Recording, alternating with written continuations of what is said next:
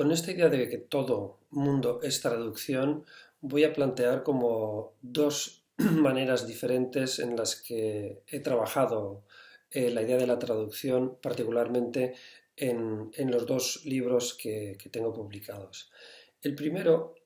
se llama Writing Out Loud. Esta es una publicación que recoge las transcripciones de 8 clases que yo impartí en el Dutch Art Institute. Estas clases eran unas clases que lo que yo hacía era traducía un texto que escribía mensualmente en directo al inglés,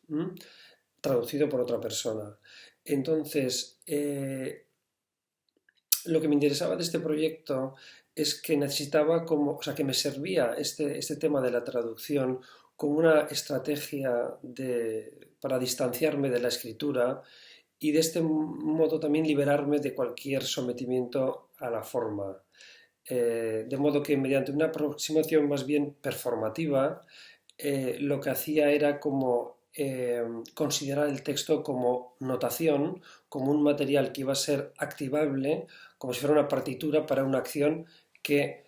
era esta acción de leer traduciendo un texto en alto ante otras personas. Este experimento de escritura tiene surge eh, debido a que el anhelo de forma muchas veces es lo que genera la mayoría de bloqueos en el acto de escribir, ¿no?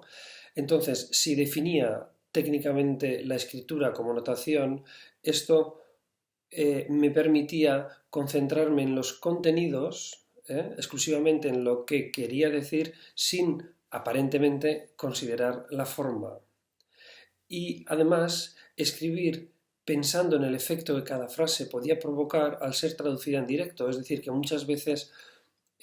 lo que decía estaba en función de buscar la palabra que hiciera, que crease un conflicto en la traducción que me permitiera posteriormente dar toda una clase.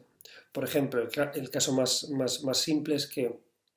si yo utilizo la palabra artes plásticas y sé que va a ser traducida al inglés, que es un lenguaje mucho más sintético y a la vez mucho más simple, sabía que la traducción diría, por ejemplo, visual arts, cuando en realidad no tiene nada que ver el concepto de plasticidad, que es súper complejo con respecto a lo visual, ¿no? De modo que conforme yo fui escribiendo estas conferencias que dieron lugar al libro Writing Out Loud, lo que hacía era proyectarme hacia sucesos futuros en la traducción que en la puesta en acto del texto en vivo afectaban realmente a la creación de contenidos, ¿no? Entonces era de esta manera de proyectarme hacia un futuro que se generaba la forma presente que estaba escribiendo, saltándome así el problema de la forma. Esto sería referido a Writing Out Loud, un libro que estaba publicado solamente en inglés. Y ahora recientemente he publicado este otro libro que se llama Vulnerario, y ahora estoy presentándolo en forma de conferencia con el concepto o con el título de Una secreta correspondencia. Algunas de las preguntas que siempre me hacen al ser artista plástico respecto a la escritura es que me preguntan qué diferencias hay, ¿no? Una cosa que me suele gustar explicar es que cuando yo fui a la Facultad de Bellas Artes tenía la percepción de que el artefacto muchas veces era una obstrucción que me impedía ver a la persona que lo había hecho, ¿no? Entonces, recientemente en una clase, un taller que preparé, explicaba cómo había leído hace 4 años un libro de Sloterdijk, creo que se llamaba Has de cambiar tu vida. Este filósofo tiene varios libros, pero este particularmente es brillante. Y recuerdo que cuando lo leí estaba continuamente tomando notas y tal, y bueno, fue una delicia leerlo. Por la misma época leí un libro de Natalia Ginzburg que se llama Las pequeñas virtudes, en el cual ella analiza quiénes son sus interlocutores, ¿no? Las personas con las que ella consulta lo que va a hacer. Y recuerdo siempre un momento en el que ella relataba el pelo el color del pelo, la cantidad de pelo que tenía uno de sus interlocutores, que era su hijo. A mí realmente me molestaba esta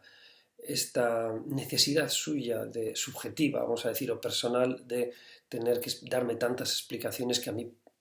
respecto a la idea o al planteamiento de quiénes eran sus interlocutores no me, no solo no me interesaba, sino que me molestaba un poco, ¿no? Entonces, en relación a esta idea de la traducción, querría hablar de la idea de la transformación, es decir, que el arte realmente es la construcción de algo inerte que se resiste a morir al ser consumido. Es decir, que de lo que se trata es de ver cómo se puede transferir material vital, subjetivo, a un material objetivo. Pasados 4 años después de leer este libro de Sloterdijk que os he comentado y otro libro de Natalia Ginzburg, recuerdo que lo que en su momento, en el caso de Natalia Ginzburg, me parecía una impureza, como una especie de suciedad, como una obstrucción que os he dicho al principio, resulta que se convirtió en lo que siempre recordaba, es decir, que recordaba todo el libro, recordaba todo ese texto en concreto sobre los interlocutores, precisamente porque el exceso de subjetividad se convertía en la manera de engancharse con mi subjetividad, contrariamente a lo que sucedía con Sloterdijk, que pese a que lo había subrayado, lo había transcrito, no recuerdo absolutamente nada de lo que decía aquel libro. De modo que el trabajo artístico y sobre todo en mi segundo libro, en Vulnerario, lo que he intentado es ver cómo poder transformar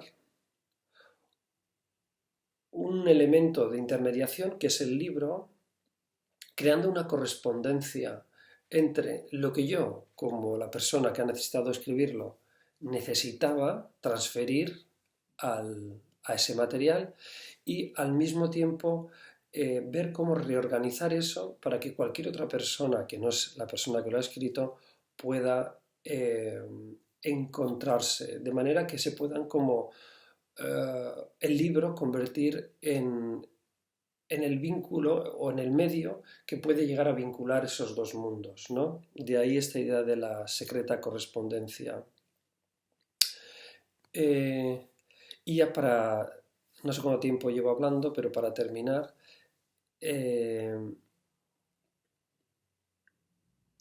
para incidir un poco en esta idea, recuerdo una conferencia de Borges en la que él explicaba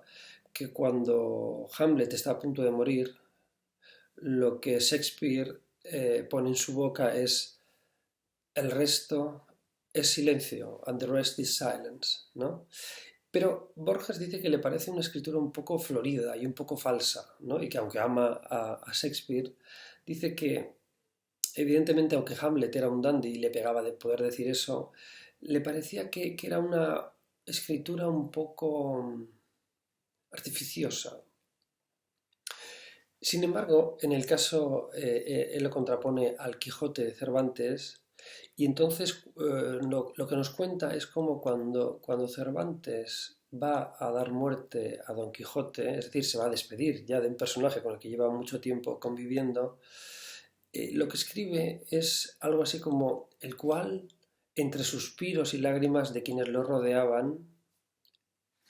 no sé qué más cosas decía, dice, dio el espíritu, quiero decir que se murió. Lo que dice Borges es que cuando Cervantes releyó esto, dio el espíritu, quiero decir que se murió,